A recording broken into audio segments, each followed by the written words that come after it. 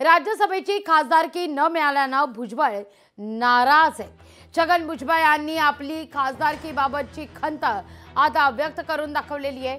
नाशिकच्या जागेसाठी माझा विचार झाला होता असं भुजबळ म्हणतात। खासदार होण्याची माझी इच्छा होती असंही भुजबळांनी थेट सांगून टाकले। तिकीट जाहीर होण्यास विलंब झाल्यानं आपण माघार घेतली असं भुजबळ पुन्हा एकदा म्हणतात। कधी कधी काही गोष्टींकरता थांबावं लागतं, पक्षात साऱ्याच गोष्टी तुमच्या मनासारख्या घडत नाहीत असं भुजबळांचं वक्तव्य आहे। पाहूया।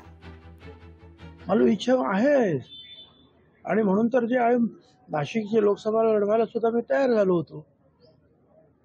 दिल्लीतून माझं तिकीट त्यांनी फायनल केलं असं मला सांगितलं, मग मी कामाला लागलो आणि त्याच्यानंतर एक महिना त्याचं जे आहे निकाल जाहीर होईना, त्याच्यामुळे म्हटलं बा आता हे बस झालं, ह्युमिलिएशन खूप होत आहे, मी थांबून घेतो।